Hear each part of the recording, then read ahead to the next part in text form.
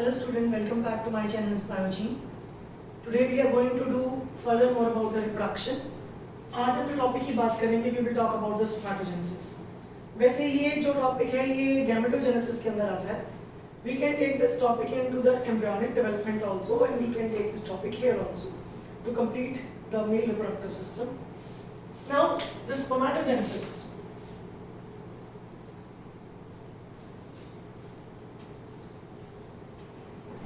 It's a formation of spermatozoa, that is the male gamete, from the spermatogonial mother cells or spermatogonium.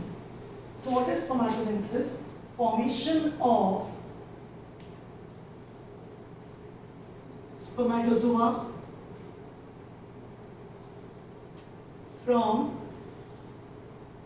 spermatogonium. The spermatogenesis and oogenesis.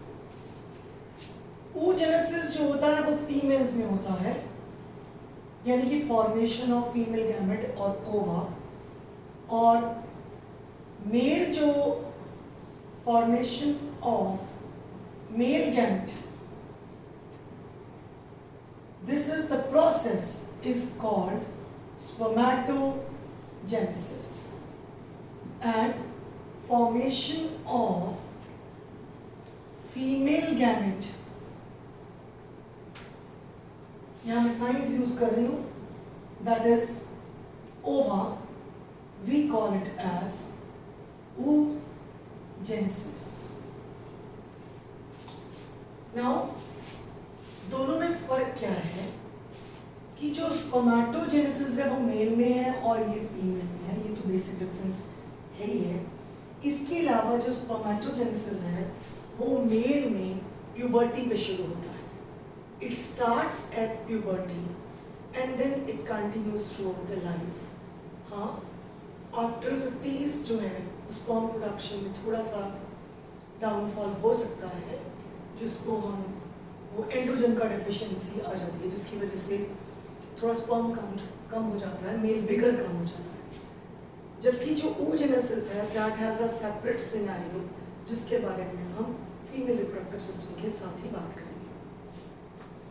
Now spermatogenesis को approximately ये 63 days का process है, यानी कि spermatogonia से sperm बनने के लिए अप्रोक्सीमेटली आपको 2 मंथ्स के करीब क्या लगते हैं, टाइम लगता है. और एक बार जब स्पर्म बनता है तो उसकी जो वायबिलिटी रहती है वो अप टू 48 आवर्स के करीब फीमेल रिप्रोडक्टिव ट्रैक्ट के अंदर बात कर रही हूँ. जब इंसेमिनेशन के बाद अगर फीमेल रिप्रोडक्टिव ट्रैक्ट के अंदर देखा जाए तो अप टू 48 आवर्स जो है वो उसकी वायबिलिटी होती है. नाउ जो स्पर्मेटोजेनेसिस है ये एट प्यूबर्टी शुरू हो रहा है. It starts at puberty and continues throughout life of male. Male की लाइफ में फिर ये कंटिन्यूस रहता है unless until कि कोई पैथोलॉजिकल कंडीशन वाला नहीं होती. स्पर्मेटोजेनेसिस को हम ब्रॉडली 3 हिस्सों में बांट सकते हैं, मतलब 3 प्रोसेसेस होते हैं. वो 3 प्रोसेसेस क्या हैं? Number 1 is spermatocytogenesis. स्पर्मेटोसाइटोजेनेसिस इसके अंदर क्या हो रहा है कि जो स्पर्मेटोगोनिया है, जो स्टेम सेल है, मदर सेल है, स्पर्मेटोगोनिया जो है वो माइटोटिकली डिवाइड करते हैं, माइटोटिक डिवीजन के साथ डिवाइड कर रहे हैं, और लार्ज नंबर ऑफ स्पर्मेटोगोनिया बनाते जा रहे हैं. तो फिर दोनों में फर्क क्या हुआ? ये जो स्टेम स्पर्मेटोगोनिया है इनको हम स्पर्मेटोगोनियल मदर सेल्स भी कह सकते हैं. तो ये माइटोटिक डिवीजन से डिवाइड करके आगे अपनी जनरेशंस बना रहे हैं, large number of generations of spermatogonia this process is called spermatocytogenesis.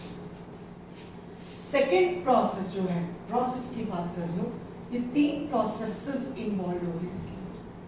Second process जो है, this is meiosis. Second process is meiosis, meiosis 1 and meiosis 2। ये वो प्रोसेस है जिससे कि इनमें रक्षण डिवीजन हो रही है, यानी कि जो डिप्लॉयड नंबर है स्पर्मेटोगोनिया के अंदर क्रोमोसोम्स का, जैसे कि ह्यूमन के अंदर 46 होता है डिप्लॉयड सेल का नंबर, तो वो रिड्यूस होकर 23 रह जाता है, हैप्लॉयड सेल्स बनती हैं। Third process is spermiogenesis. इसमें एक स्टेज होती है स्पर्मेटेड। स्पर्मेटेड से जो स्पर्म बनता है, दिस इज स्पर्मियोजेनेसिस। और स्पर्मेटोगोनिया से स्पर्मेटेड की जो स्टेज आ रही है वो इनके अंदर आती है, मियोसिस के अंदर आती है। I repeat, spermatogenesis is the formation of sperm from the spermatogonia. Spermatogonia कहाँ से आ रहे हैं? मदर सेल्स डिवाइड कर रहे हैं, स्टेम सेल्स, पीजीसीज भी कहते हैं, प्राइमोडियल जर्म सेल्स, ये डिवाइड कर रहे हैं और बहुत सारे स्पर्मेटोगोनिया बनाती हैं। सो स्पर्मेटोजेनेसिस में 3 प्रोसेसेस हो गए, स्पर्मेटोसाइटोजेनेसिस, मियोसिस एंड स्पर्मियोजेनेसिस। अब मैं बात कर रही हूँ कि जो स्पर्मेटोजेनेसिस है, इसको मैं फेजेस में डिफाइन करूँगी।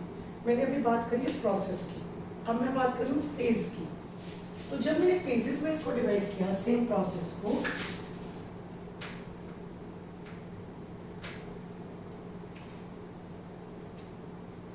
तो फेजेस में किस तरह से डिवाइड हुआ?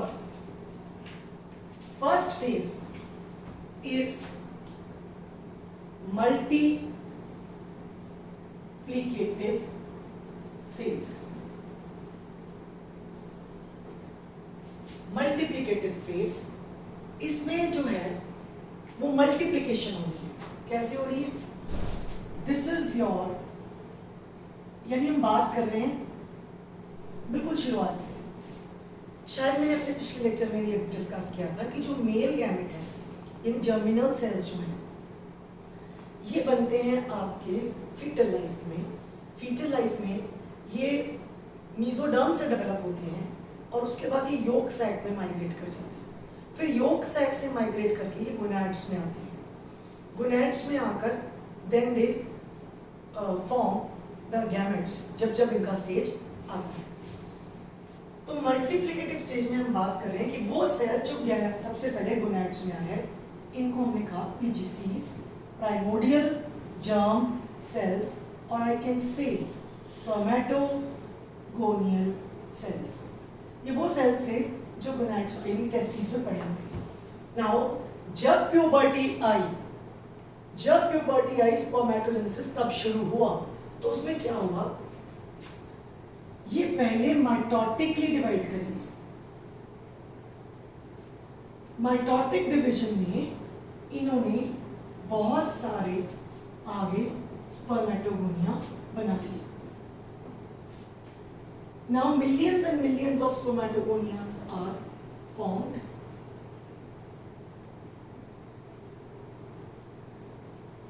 और ये स्पर्मेटोगोनिया जो है, they can be differentiated or they can be classified into 2 types. This is type A spermatogonia and this is type B. क्या फर्क है दोनों में? जो टाइप A हैं, they behave as stem cells, they act as stem cells. इन्होंने divide ही करे जाना है और इन्होंने डिवाइड कर करके आगे नंबर मेंटेन करना है। जो टाइप B हैं, they are going to form sperm, यानी कि they are precursor of sperm or spermatozoa. Type A keep on converting into some population some population of type A may be converted into type B also.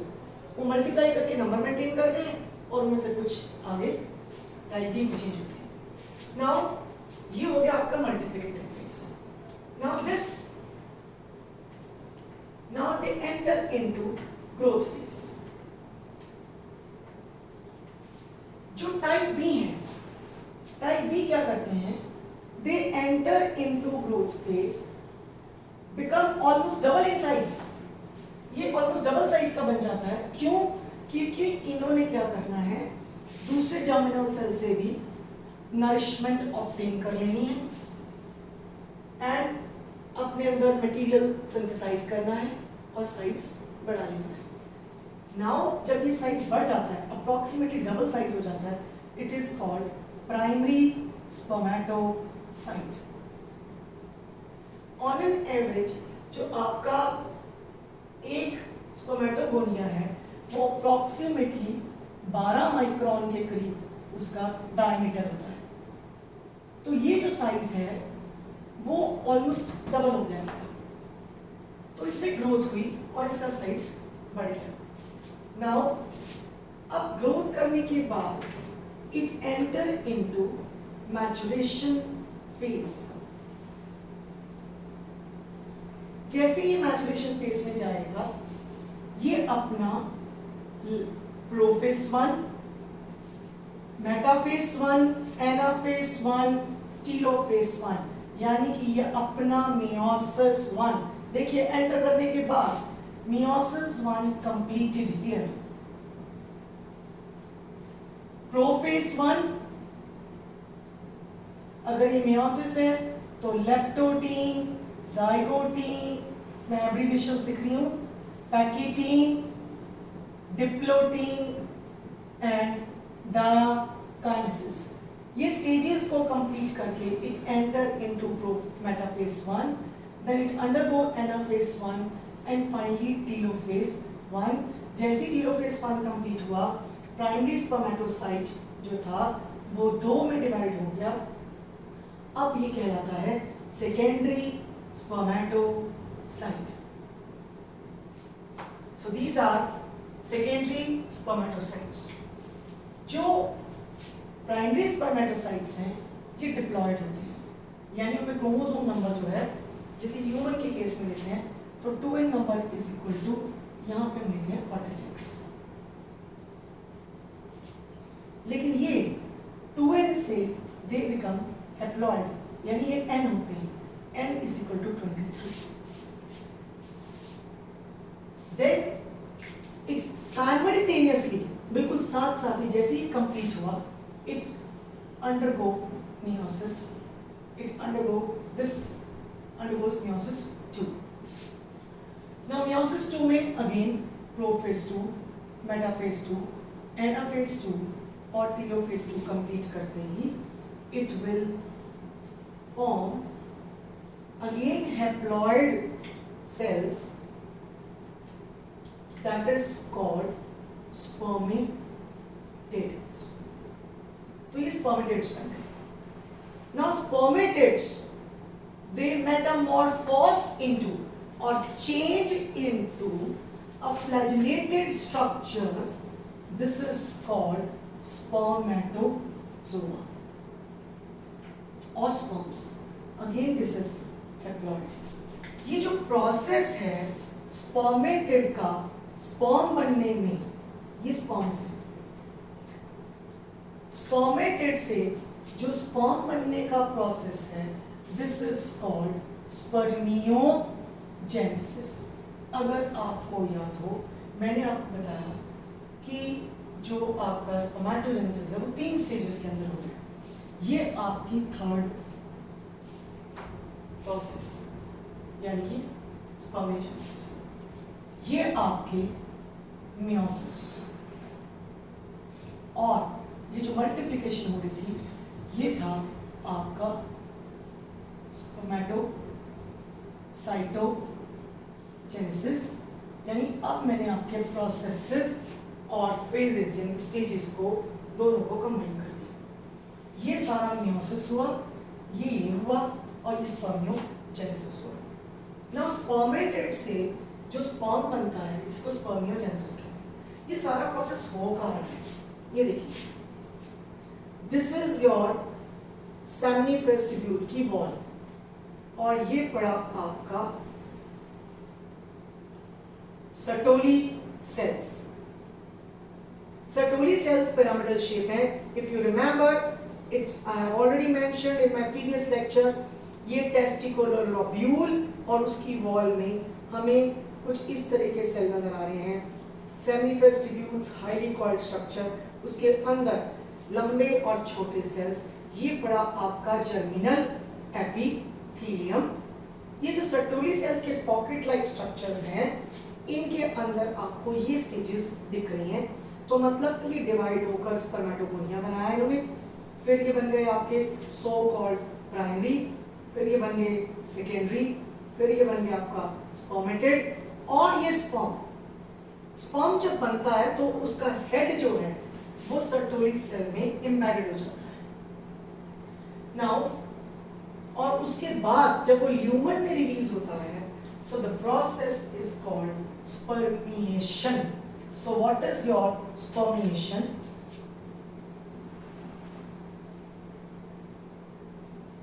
This is the release of sperms or spermatozoa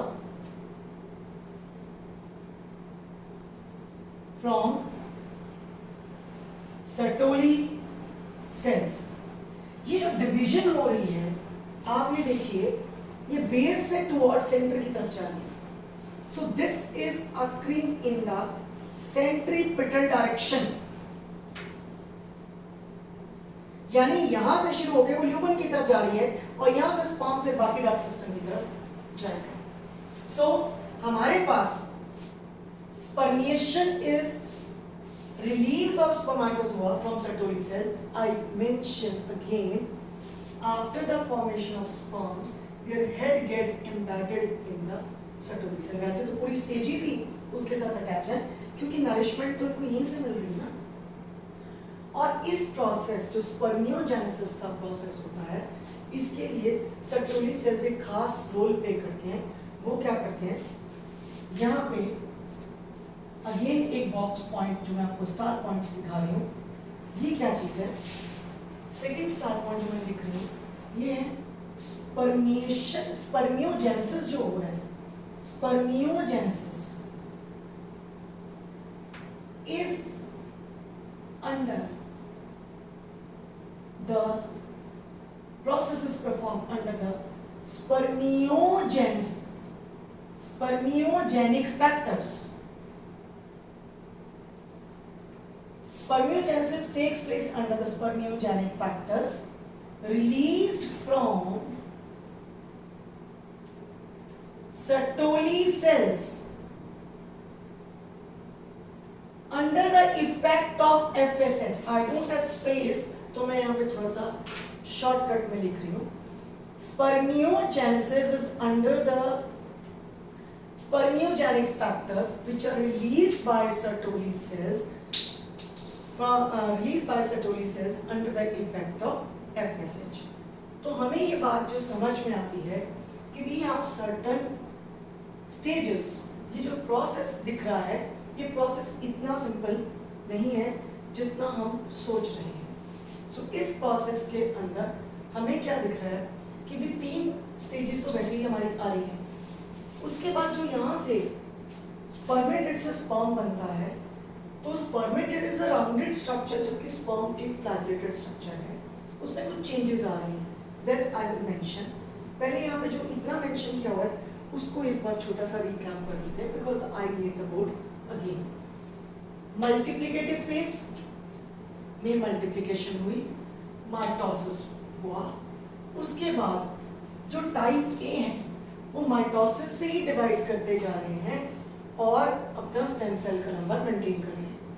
कुछ population sperm बनने के लिए चल पड़ी, they increase in size, enter the growth phase and they become primary spermatocyte. Now primary spermatocyte, they enter the maturation phase and undergo or complete their whole meiosis, meiosis 1 and meiosis 2, then change into first meiosis 1 के बाद secondary spermatocyte, meiosis 2 के बाद spermatid. Now spermatid से जो sperm बनने का process है, that is called as spermiogenesis. इसको spermatilliosis भी कहते हैं. Spermiogenesis जो है वो उसके लिए स्पर्मियोजेनिक फैक्टर्स रिलीज होते हैं जो सर्टोली सेल्स रिलीज करता है under the effect of hormone FSH, follicle stimulating hormone, जो पिट्यूटरी से आ रहा है, एंटीरियर पिट्यूटरी से आ रहा है. तो उसके इफेक्ट के अंदर ये काम हो रहा है. जैसे जैसे ये अगली स्टेजेस जाती जा रही हैं, ये पॉकेट लाइक स्ट्रक्चर जो सर्टोली सेल्स में बने होते हैं उनमें एम्बेड होती है और वहां से नरिशमेंट ड्रॉ करती है. स्पर्म बनने के बाद हेड इसके ऊपर ही अपने आप को एम्बेड करता है और जब वो रिलीज होता है the process is called spermiation.